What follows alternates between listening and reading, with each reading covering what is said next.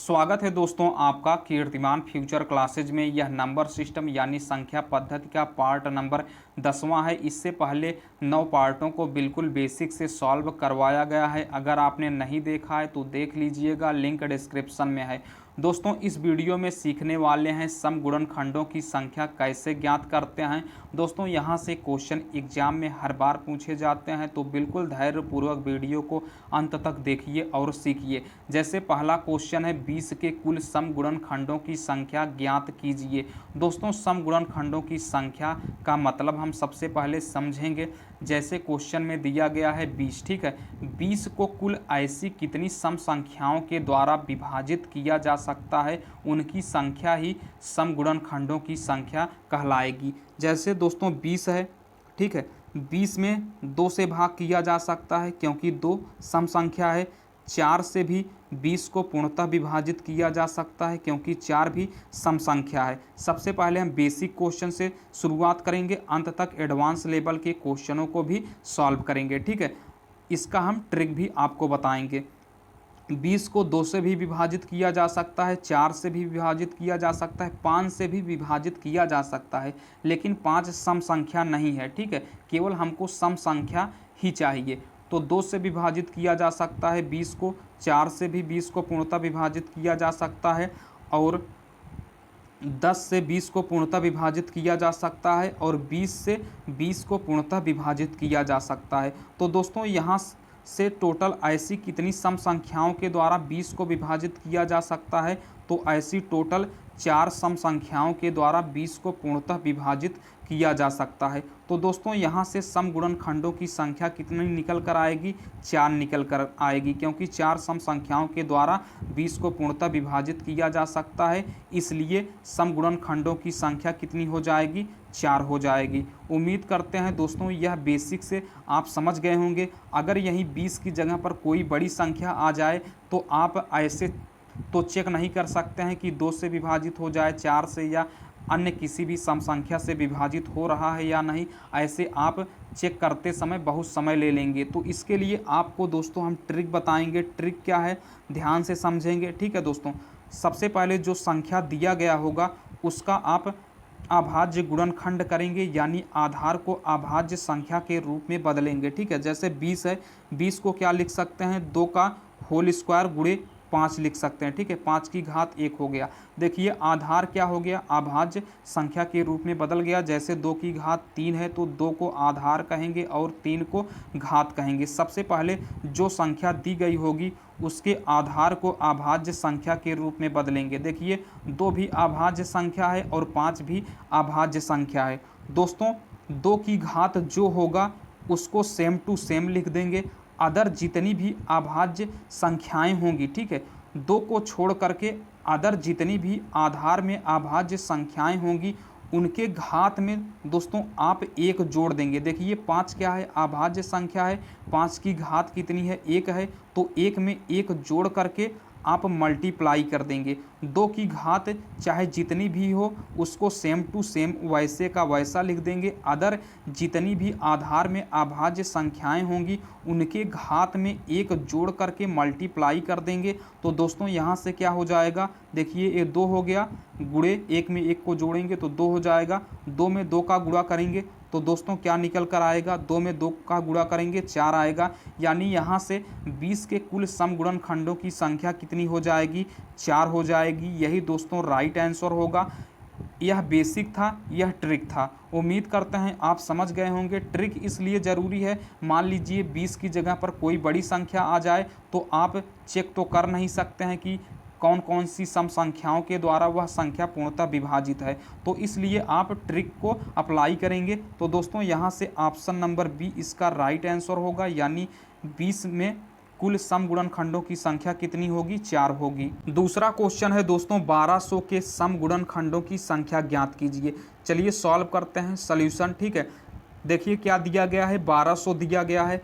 आप इसको चेक तो कर नहीं सकते हैं कि 2 से भाग चला जाएगा, 4 से भाग चला जाएगा, 6 से। इस तरीके से अगर आप चेक करेंगे तो बहुत समय लग जाएगा। तो आप क्या करेंगे, ट्रिक अपना अप्लाई करेंगे, ठीक है। ट्रिक अप्लाई करेंगे। सबसे पहले जो संख्या दिया गया होगा उसको अभाज्य गुणनखंड के रूप में बदलेंगे, यानी आधार को अभाज्य संख्या के रूप में परिवर्तित करेंगे। ठीक है, देखिए 1200 दिया गया है तो 1200 को हम क्या लिख सकते हैं, 12 गुणे 100 लिख सकते हैं। ठीक है दोस्तों, 12 को हम क्या लिख सकते हैं, 2 का होल स्क्वायर गुणे 3 लिख सकते हैं, 4 3 12 हो जाएगा। और 100 को लिख सकते हैं 2 का होल स्क्वायर गुणे 5 का होल स्क्वायर, 2 का होल स्क्वायर यानी 4 गुणे 5 का होल स्क्वायर यानी 25, 25 चौका 100 हो जाएगा। ठीक दोस्तों, देखिए यहाँ पर आधार समान है, 2 यहाँ भी आधार है, 2 यहाँ भी आधार है। अगर आधार समान है, उनके बीच गुणा का चिन्ह लगा हुआ है तो घातें आपस में जुड़ जाएंगी, यानी 2 की घात कितनी हो जाएगी, 2 + 2 यानी 4 हो गया। ठीक है, 2 की घात 4 हो गया, गुणे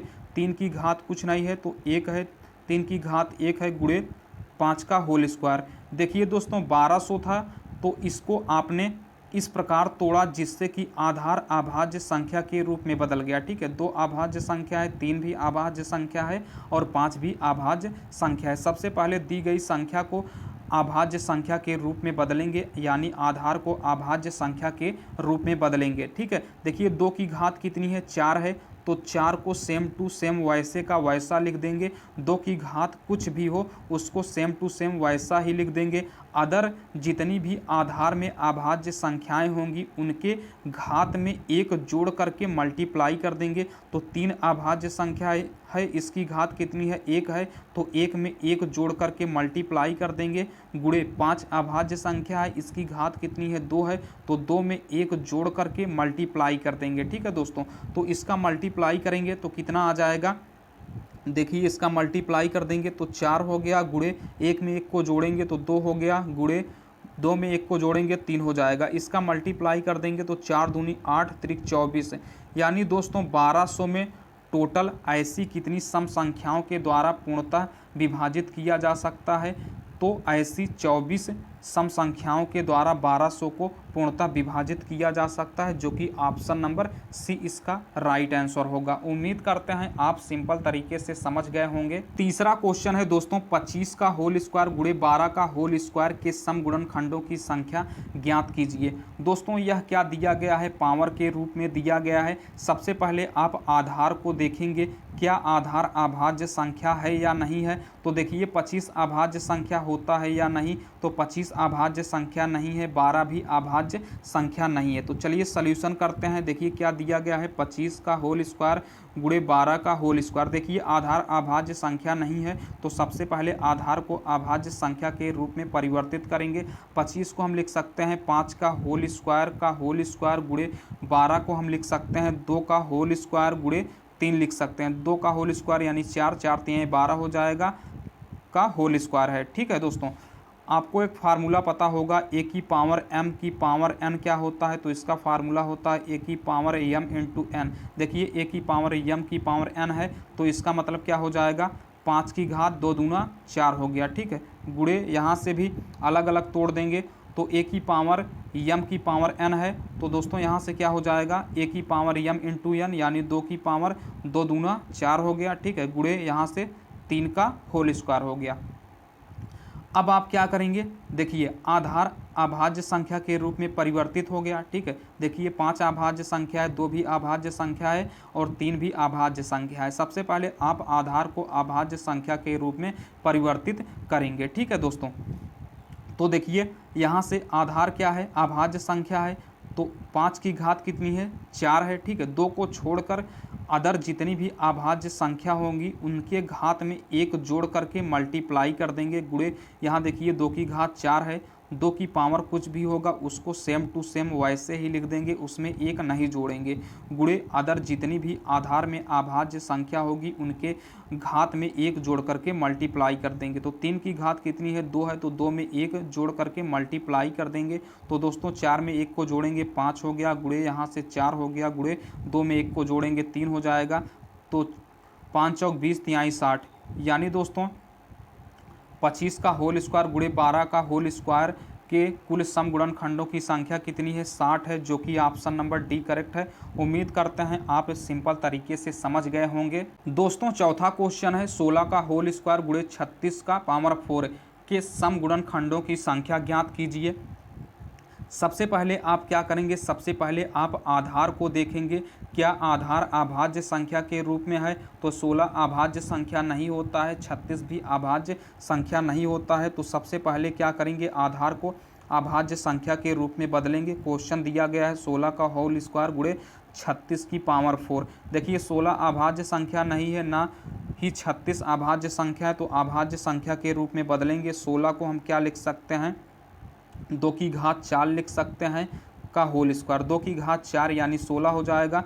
और 36 को हम क्या लिख सकते हैं, देखिए 2 का होल स्क्वायर गुणे 3 का होल स्क्वायर की पावर 4 लिख सकते हैं। देखिए 4 हो जाएगा, 3 त्रिक 9 चौक 36 हो जाएगा। ठीक है, ए की पावर एम की पावर एन, यानी दोस्तों यहाँ से 2 की घात क्या हो जाएगा 8 हो गया, गुणे यहाँ से ए की पावर एम की पावर एन यानी 2 की घात 2 चौक 8 हो गया। ठीक है दोस्तों, गुणे यहाँ से 3 की घात ए की पावर एम की पावर एन यानी 3 की घात 4 दूनी 8 हो जाएगा। ठीक है, देखिए यहाँ पर आधार समान है तो घातें जुड़ जाएंगी अगर उनके बीच मल्टीप्लाई का चिन्ह लगा है। तो 2 की घात कितना हो जाएगा 16 हो गया, गुणे यहाँ से 3 की घात 8 हो गया। देखिए दोस्तों आधार क्या हो गया, अभाज्य संख्या के रूप में बदल गया, क्योंकि 2 अभाज्य संख्या और 3 भी अभाज्य संख्या है। सबसे पहले आप आधार को अभाज्य संख्या के रूप में बदलेंगे। ठीक है, 2 की घात चाहे जितनी भी हो उसको सेम टू सेम वैसे का वैसा लिख देंगे, मल्टीप्लाई कर देंगे। अदर जितनी भी आधार में अभाज्य संख्या होगी उनकी पावर में उनके घात में 1 जोड़ करके मल्टीप्लाई कर देंगे, तो 8 में 1 जोड़ेंगे। ठीक है, 3 की घात कितनी है 8 है, तो 8 में 1 जोड़ करके मल्टीप्लाई कर देंगे। तो दोस्तों यहाँ से 16 गुणे 9, तो 16 में 9 का गुणा करेंगे तो दोस्तों कितना आ जाएगा 144 आ जाएगा। यानी दी गई संख्या में टोटल सम गुणनखंडों की संख्या कितनी है, तो 144 है, जो कि ऑप्शन नंबर ए करेक्ट है। उम्मीद करते हैं आप समझ गए होंगे बिल्कुल सिंपल तरीके से। अब एग्जाम में अगर क्वेश्चन पूछे जाएंगे आप आसानी से सॉल्व कर सकते हैं। चलिए दोस्तों आपको क्वेश्चन देते हैं, उसे सॉल्व करके उसका उत्तर कमेंट बॉक्स में बताइए। दोस्तों यह क्वेश्चन आपके लिए है, होमवर्क का क्वेश्चन है, इसे आप सॉल्व करिएगा और इसका उत्तर कमेंट बॉक्स में बताइएगा। अगर दोस्तों आपको वीडियो अच्छा लगा हो तो लाइक, चैनल को सब्सक्राइब और शेयर जरूर करिएगा। चलिए फिर मिलते हैं अगले वीडियो में, तब तक के लिए टेक केयर, जय हिंद, वंदे मातरम।